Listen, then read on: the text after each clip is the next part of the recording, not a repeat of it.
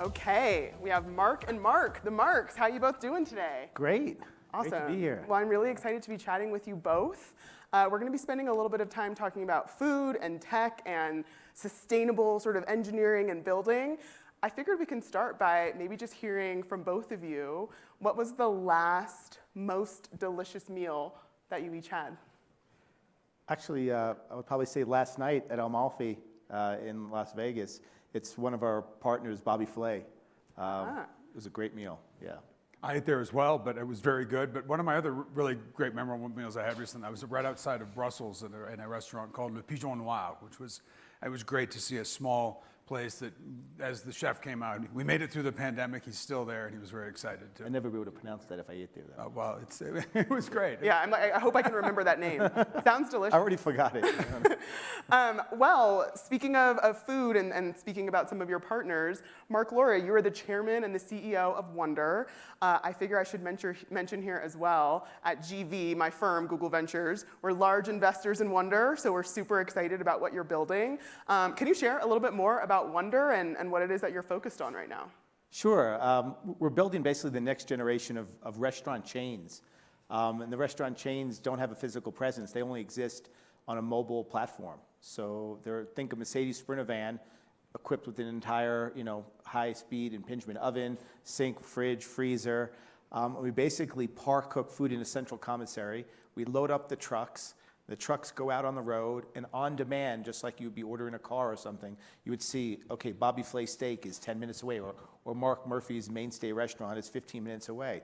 Order what you want, click on it, the truck pulls in front of your home, cooks the food very fast using, high tech, and you're getting piping hot food right outside your door. We have about 20 different restaurant chains now on the platform. Great chefs like Mark Murphy, Bobby Flay, Nancy Silverton from Pizzeria Mozza, Jose Andres, and a bunch of great restaurant partners, DeFaro Pizza in Brooklyn, Tejas Barbecue in Texas. And so you can get basically all these different cuisines, some of the best in the country, at your doorstep, piping hot in 15 minutes. That's Wonder. And you mentioned some of the high tech, and I want to remember that and talk a little bit more about that later. But first, Mark Murphy, I would love to hear more about the chef perspective. What made you believe in Wonder? I mean, I was probably one of the first partners that jumped on. Obviously, I know his reputation and what he does, and this is a complicated venture, I think, and it took a lot of research, and it takes a lot of resources to get this right. And the one thing that Mark's always been very adamant about is getting it right and making sure the food tastes really good and the food's really good product. And I have to say that they've achieved that. They've done multiple researches on every dish, making sure it's exactly the way it should be, cooked in these precise ovens on these trucks. And a little embarrassing, I tasted my pork chop that I used to serve in my restaurant, and I tasted it off the truck, and I said, okay, they're doing it better than I am. Even better, okay. But, good for the customers. I really want to dig into just the future of food and the future of consumption. What is being built with Wonder is fascinating. I want to drill into the problem that you're ultimately solving. So when you think about Wonder, when you think about what it enables for people, what's the core problem that it's solving? I think really it gives families more time to spend together over a meal. So, millennial, Gen Z, they're putting a higher premium on convenience, not wanting to spend and waste time cooking when they could be interacting with their family members, and we make it easy for them. So it's bringing great food right to your door. You don't have to settle. You don't have to order from a delivery aggregator and get cold food delivered that degrades quite a bit in transit. You can get a really good quality meal at a fair price, piping hot right outside your door when you want it.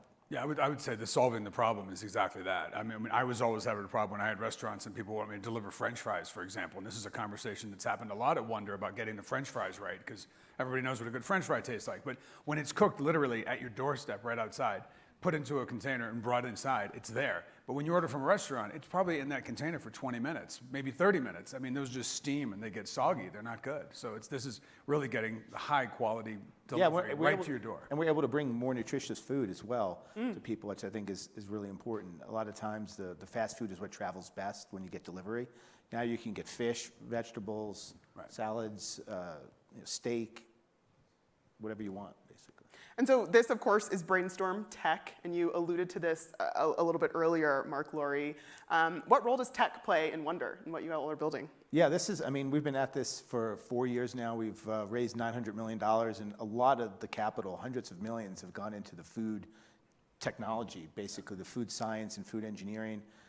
We've got now close to 90 food engineers and scientists on staff that are basically trying to figure out how you can replicate this incredible quality food that Mark Murphy and others are offering in their restaurant. How do you replicate it with somebody who is lightly trained, really with the push of a button? So the driver of the vehicle is also the one cooking the food and bringing it to your door, and they wear the chef outfit.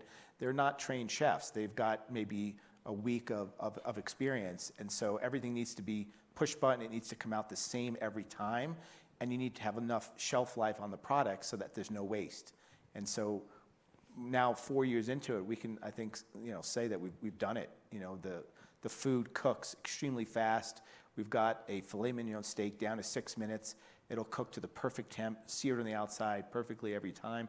Burger in 2 minutes. We can cook 4 pizzas that you'll never tell the difference whether it was wood-fired or not. 4 minutes, 4 pizzas. So yeah, we've made a lot of progress so far. That's incredible, and having a team of folks to think about the future of food. Yeah. I want to drill a little bit more into the future of food. First, I want to remind the audience that if anyone has questions, feel free to prepare those, because I'll come to the audience in just a minute. But for both of you, when you think about the future of food tech, food in general, technology in general, what are some upcoming innovations that you're excited about or that you're hopeful for? Well, I'm excited for Wonder. I mean, it's like going to be all over the place. It's going to be great. I mean, the great thing is with Wonder is it's an app that's right there.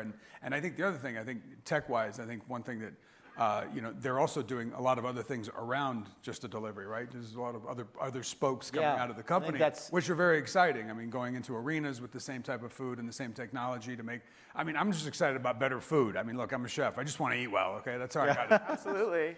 No, our mission is really to make great food more accessible. And I think we're able to put our ovens, as Marc said, into different locations that maybe don't currently have access to great food. Maybe places where there's just access to fast food is what's widely available. It doesn't make sense for a restaurant to go into an area because there's not enough demand. We could put our oven in that area and then basically send our food kits, and they could produce incredibly high quality food with a very lightly trained person. And I think that has the opportunity to change the way people eat in America and make people healthier and give them access to better quality food.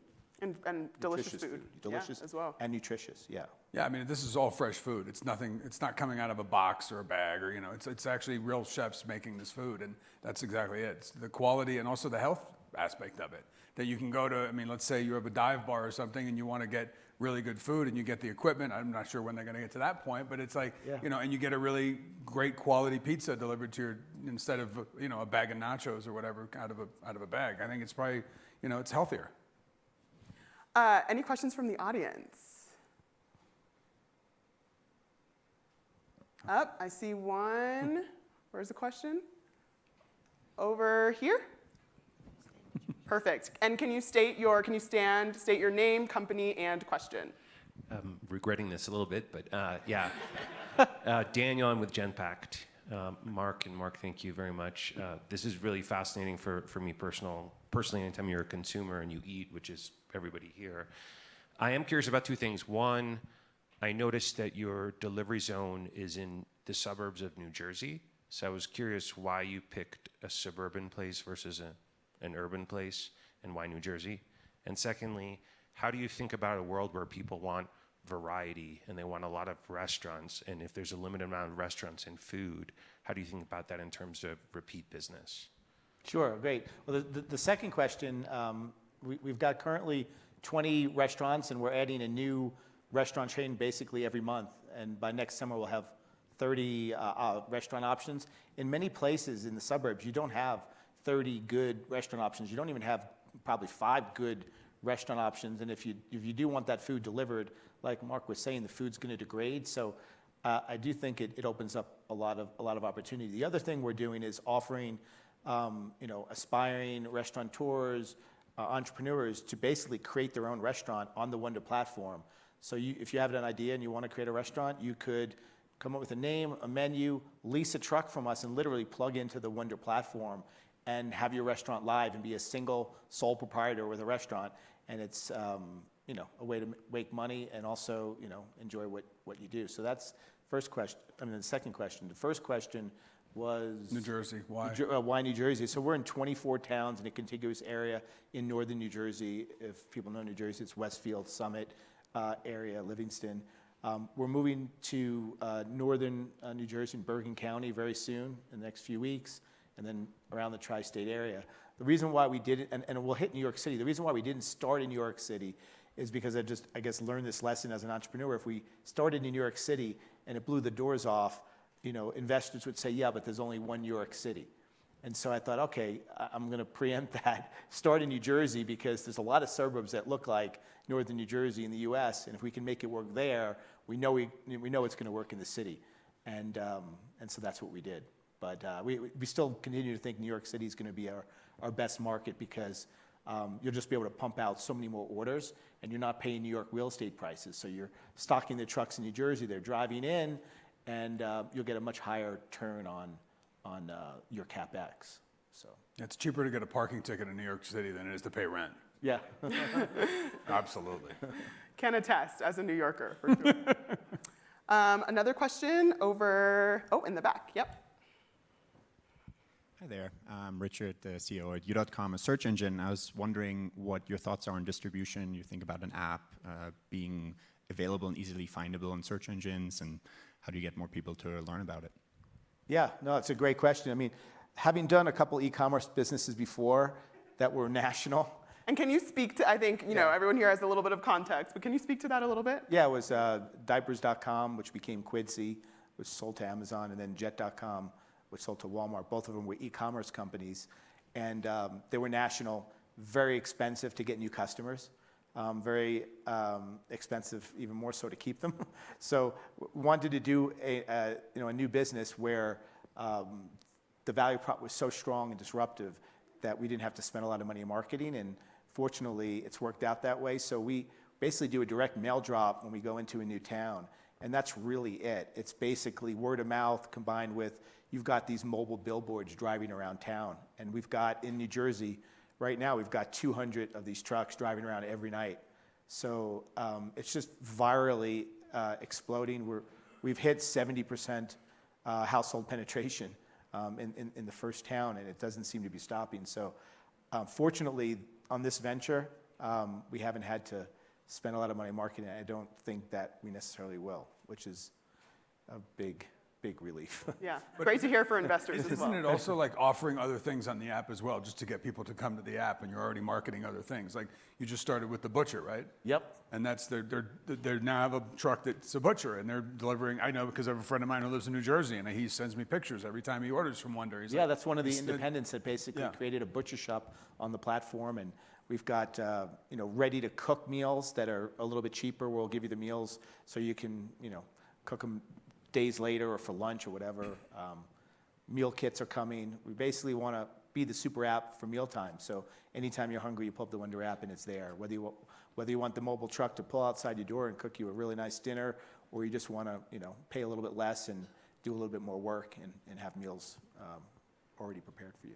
Awesome. Let's do another question from the audience over there. Hi, my name is Emil with Gusto. My question is, as a restaurateur, like how do you reconcile, or taking a step back, the lack of quality that you get when you have food delivered is a large reason why I go out to eat. So as you're minimizing that inconvenience, are you afraid that it's going to cut into margins by not having that emotionality of, I'm going to order this drink because I'm here and I love the ambiance, or I'm going to order a dessert because the meal was great? Yeah, so first of all, we serve alcohol on the trucks as well, so we solved one of the problems. Mixed drinks and everything, we'll make them for you.